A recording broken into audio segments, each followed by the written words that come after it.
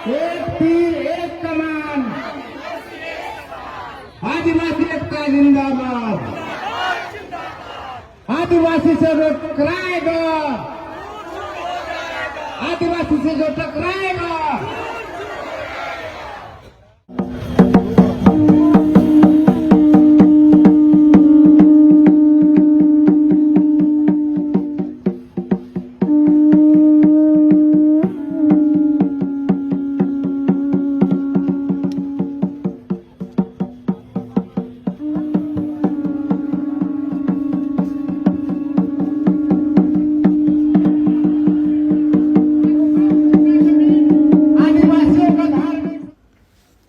शनिवार 12 अप्रैल को राष्ट्रीय आदिवासी समन्वय समिति भारत के बैनर तले राज्य भर के विभिन्न आदिवासी धार्मिक सामाजिक संगठनों के द्वारा विभिन्न मांगों को लेकर राजभवन के समक्ष एक दिवसीय धरना प्रदर्शन किया गया। भारी संख्या में महिला पुरुष हाथों में सरना झंडा लिए स्लोगन लिखी तख्तियां लिए धरना प्रदर्शन में शामिल हुए। पूर्व मंत्री देव कुमार धान के अगुवाई में हेमंत सरकार के खिलाफ मोर्चा खोला गया। बोकारो, लातेहार, लोहरदगा, संथाल परगना, जमशेदपुर, रांची जिला, पलामू सहित अन्य जगहों से सैकड़ों की संख्या में लोग राजभवन धरना स्थल पहुंचे। आदिवासी जनजातीय समाज अपनी संस्कृति, अपनी परंपरा, जल जंगल जमीन की रक्षा को लेकर कमर कस ली है। अपने हक अधिकार को लेकर उलगुलान का रास्ता अख्तियार कर लिए हैं और आवाज भी बुलंद कर रहे हैं। मारांग बुरु पूजा स्थल पारसनाथ पहाड़ से अतिक्रमण हटाने, सिरमटोली सरना स्थल से रैंप हटाने, हेठ बालू कांके में धार्मिक झंडा को उखाड़ने वाले को सजा देने की मांग, जोरार बस्ती नामकुम में सोनू मुंडा के हत्यारे को फांसी देने की मांग सहित आदिवासियों की धार्मिक सामाजिक जमीन को सुरक्षित करने की मांग उठाई गई। धरना प्रदर्शन के दौरान समाज के अगवा जनों ने मंच से अपनी बात रखी। सभी लोगों ने मौजूदा सरकार की कार्यशैली पर सवाल उठाया। आदिवासी समाज की नाराजगी दिख रही थी, सरकार के खिलाफ आक्रोश भी दिख रहा था। पूर्व मंत्री देव कुमार धान ने कहा कि अब वक्त आ गया है कि आदिवासी समाज सजग और सतर्क रहे। आदिवासियत को बचाना होगा। कई चुनौतियां हैं, हमें एकजुट होकर उन चुनौतियों का सामना करना है। आदिवासी समाज शिक्षित हो, हमारे बाल बच्चे पढ़े लिखे प्रतिभाशाली बने। आदिवासी समाज को बचाना है तो आने वाले पीढ़ी के लिए मजबूत नींव रखनी होगी। हम में एकरूपता हो, किसी के बातों में आकर भटकाव से बचना होगा और अपनी समाज की गतिविधियों को एक दिशा और दशा दिखाने की जरूरत है। सभी अगुवाजनों को इसके लिए आगे आना होगा।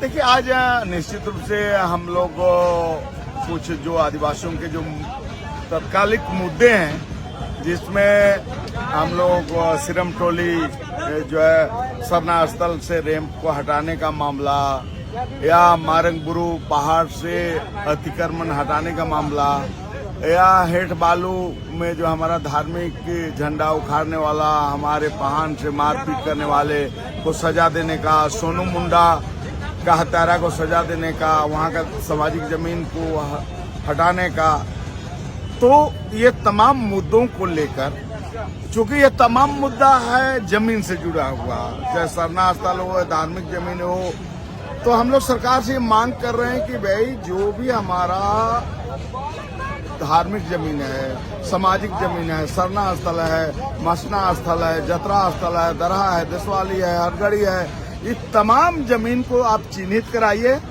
और सुरक्षा प्रदान करिए। तो ये तमाम मुद्दे को लेकर हम लोग आज जो राष्ट्रीय आदिवासी समन्वय समिति भारत के तहत हम लोग सभी समुदाय के लोग मिलकर ये धरना प्रदर्शन आज किए हैं। और जो आप एक बात बोले कि भाई हेमंत है तो हिम्मत है, लेकिन हेमंत जरूर ये बात को बोल रहे हैं कि अबुआ सरकार है, अबुआ राज है, लेकिन ये 5 साल से सरकार में रहे और 5 साल के लिए इन्होंने अभी और मौका मिला है।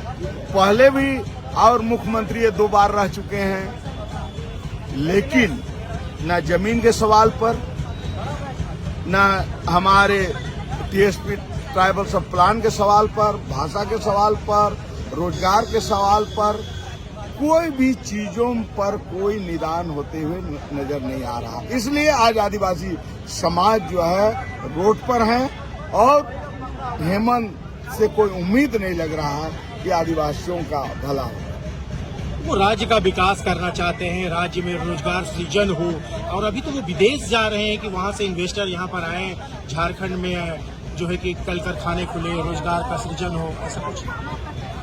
तो हेमंत को पता होना चाहिए कि पूरे देश में जितना खनिज पदार्थ है उसमें 40% खनिज पदार्थ झारखंड देता है, और यहाँ का जो शिक्षा व्यवस्था है वो बेरोजगार मजदूर ही पैदा कर रहा है। और यहाँ 10,000, 15,000, 8,000, 12,000 के लिए दूसरे राज्यों में यहाँ के नौजवान को जाना पड़ रहा है, और वहाँ उनकी जो शोषण हो रहा है, हत्या हो रहा है। तो हेमंत जो है जितना बेवकूफ बनाना है वो बना ले, अडानी से मिल ले, अंबानी से मिल ले, और जितना खजाना उनसे लूटना है लूट ले, लेकिन ये तमाम जनता इसका देख रही है। ये हेमंत कोई भी चीज, सीएनटेक एसपीटी एक्ट का खुला उल्लंघन हो रहा है। खुद वह जमीन चोरी के मामले में, हड़पने के मामले में 5 महीने खुद जेल में रहे, तो हेमंत से हम क्या उम्मीद करें जो हमको जमीन का वो सुरक्षा देगा। उनके आंख के सामने हत्या हो रही है, कोई मामला उसके संज्ञान में नहीं आया है। पेशा जैसे कानून जो आदिवासियों के लिए बना है, इतना दिन से वो है, लेकिन ग्राम सभा का नियमावली बनना है, ग्राम सभा को जो है शक्ति देना है, लेकिन कार्यपालिका विधायिका ये ठान लिया है कि हमको ग्राम सभा को, आम जनता को ताकत नहीं देना है, उनको पावर नहीं देना है। इसीलिए तो वर्तमान विधानसभा में न विपक्ष उठाया न सत्ता पक्ष उठाया। क्या इनकी बात कर रहे हैं? ये केवल मोदी जी 5 किलो अनाज और ये मैया योजना और भैया योजना से ये लोग बेवकूफ बना रहे हैं। इसलिए अब हम लोग जनता को जागरूक करेंगे, क्या मुद्दे पर जनता जो है खड़ा होगी कि हमको शिक्षा चाहिए, हमको रोजगार चाहिए, हमको जीने वाला खेती, जो कमाने वाला खेती हमको बनाना है, सीएनटेक एसपीटी का अक्षर सा पालन हो। ये तमाम मुद्दे को लेकर हम लोग जो है आंदोलन करने के लिए तैयारी करेंगे। सभा के अंत में महामहिम राज्यपाल के नाम विभिन्न मांगों से संबंधित एक ज्ञापन सौंपा गया और आने वाले दिनों में रणनीति बनाकर अपनी संस्कृति, परंपरा, जल, जंगल, जमीन की लड़ाई को लेकर रणनीति बनाने पर जोर दिया गया। कि सीएनटे और एसपीटी एक्ट आदिवासियों के जमीन की सुरक्षा के लिए बने हुए हैं। मैडम, सबसे पहले तो अपना परिचय बताइएगा और ये बताइए कि मारांग गुरु बचाना है, सरना स्थल के सामने को रैंप को भी तोड़ना है, कई सारी समस्याएं हैं, कैसे लड़ेंगे, कैसे लेंगे अपने हक और अधिकार? हमारे आस्था का अस्तित्व है, मेरा नाम डॉक्टर बसंती चंद्रम है और मैं हम कैसे जाने देंगे? आपने जैसा सरकार किस तरह से मारांग गुरु को हम बचाएंगे और किस तरह से सरना स्थल को बंद करते, वहाँ से अतिक्रमण किया जा रहा है उसका भी फ्लाईओवर निकाल करके उसको हम किस तरह से बचाएंगे?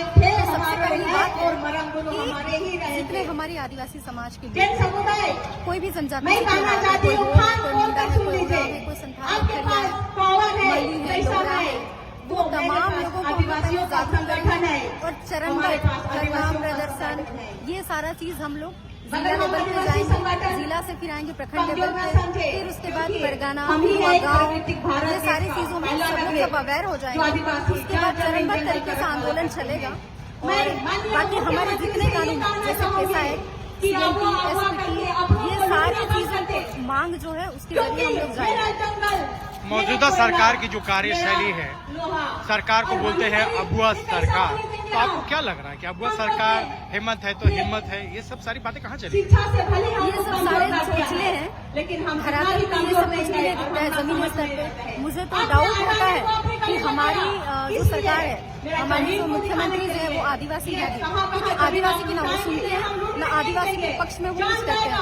क्योंकि मारांगपुर में खुद उनकी मिसेस वहाँ गची थी, उन्होंने मन्नत पूरा भी किया और उसके बाद भी वो उस चीज के लिए स्टैंड नहीं ले पा रहे कि हमारी पूजा शैली है, हम लोग बलि प्रथा करते हैं, आप लोगों में भले नहीं होता है। तो पूरी तरह से एक तरह से देखा जाए तो पूरी तरह से जैनियों के पक्ष में है और तमाम लोगों को यही तो बताना है। आप लोग जो भ्रम है कि आबुआ सरकार है, आबुआ राज है, ये पूरा बस सपना है, असलियत ऐसा कुछ नहीं है। हेमंत दूसरों के हैं, आदिवासी को नहीं। चली हुई है हमारा धार्मिक स्तर पर, जहां आदिवासी का अपना दुख में सुख में आस्था को व्यक्त करते हैं, और फिर भी हम चीफ गेस्ट के रूप में बुलाते हैं किसको? उसी सरकार को जो हमारे साथ अत्याचार करता है। मैं संथाल समाज का मारांगपुर अंतरराष्ट्रीय यूनिवर्सल ट्रूथ, कहीं भी वो संथाल है इस धरती में अगर है, वो तो इस देवता मारांगुरु को पूजते हैं।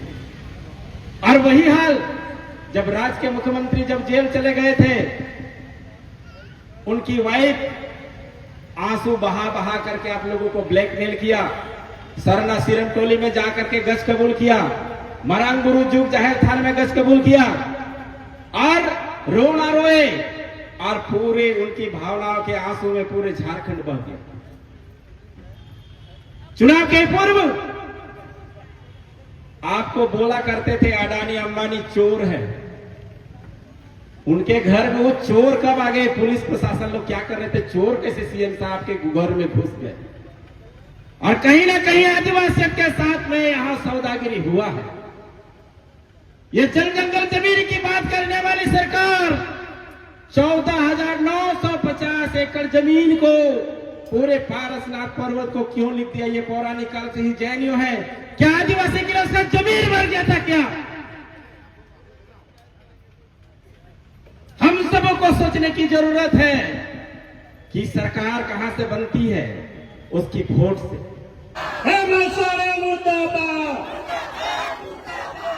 मुल्क बचाना है ना अब जमीन को हड़पाओगा, अब धर्म स्थल को रेगे गुना, अब हर को भोगे गुना, तो किस भी अच्छी झारखंड देश